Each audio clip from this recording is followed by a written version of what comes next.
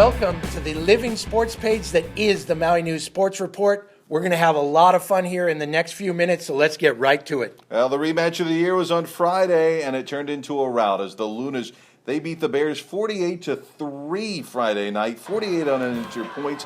And the last time the Lunas were perfect, 2-0 against the Bears, was in 1997. At one point in this game, 4 touchdowns in 3 minutes and 17 seconds. And Bill, it was just 7-3 late in that second quarter when Penny Talfa found the ball in front of him. Big defensive lineman scooped it up, scored from 29 yards out, and that was with 3 minutes and 17 seconds left in the first half, and that started a Luna landslide. Well, cover your heads for this landslide, and let's go to the highlights. With 1:04 left till the half, the Lunas with the ball and quarterback Makoa Faliki Tonga. He takes off. Coming through. Gone. 57 yards. That makes it 21-3. 21 seconds later, an interception to Scott Isaac Medeiros Tongai Tailoa. 32 yards for the score. And for good measure, then Jeffrey Oncog scores with no time left till the half. 58 yards.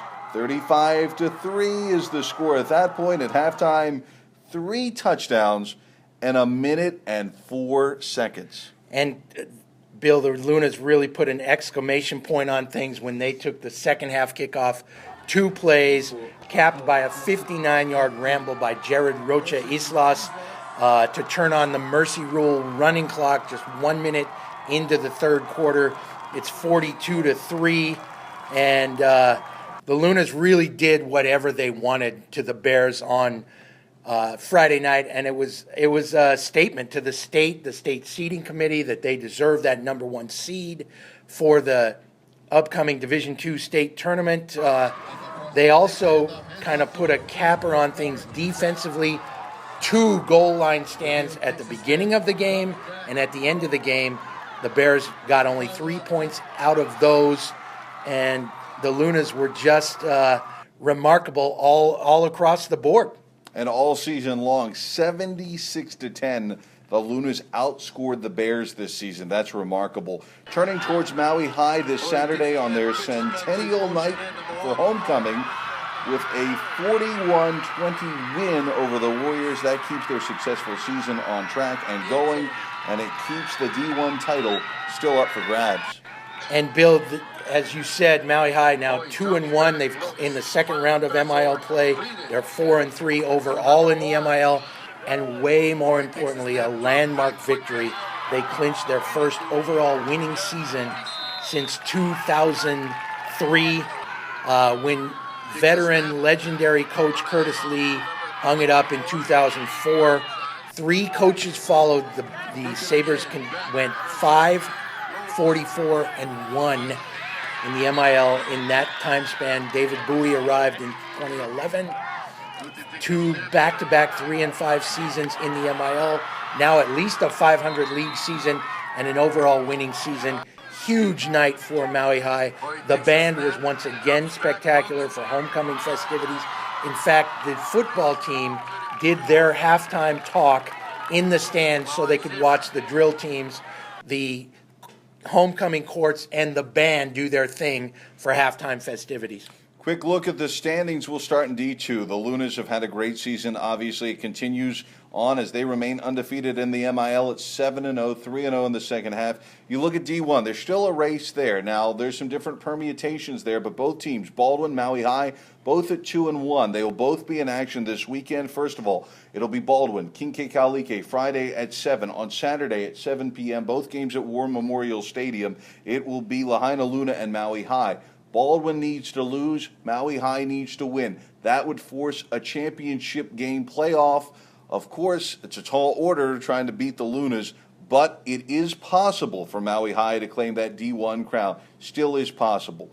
Robbie, looking in other sports, a busy week on the west side, especially when it comes to girls volleyball. And, all week long at the old Lahaina Luna gym, Kamehameha made a statement, 10 Division I titles in a row in girls volleyball for the Warriors.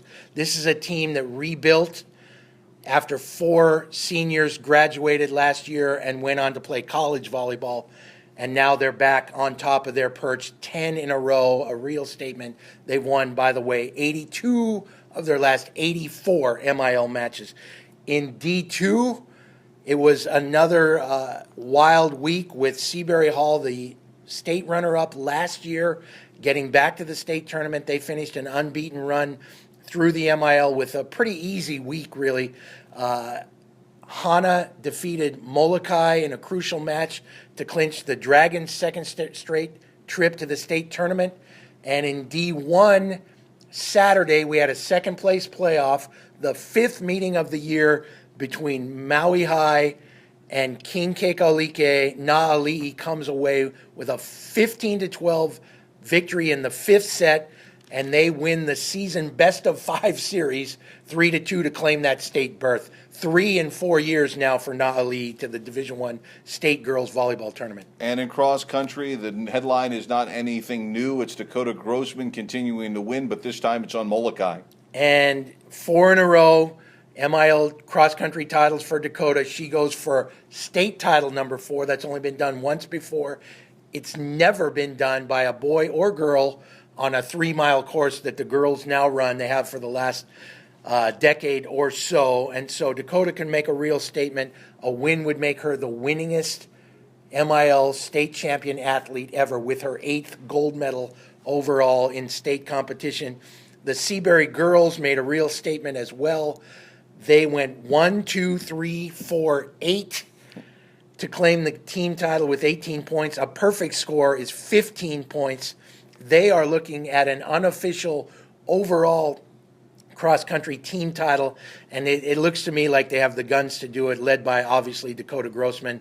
And last year they won the first Division II state cross-country title, and this year they're shooting for that big one, the overall title.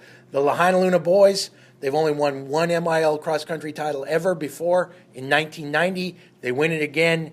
Will Thorbeck and Corbin Kaikonen, 1-2 leading the way. Well, that will do it for us this week. I'll see you on the radio. He'll see you in the newspaper, and we'll see you again next week. And send us your bobbleheads.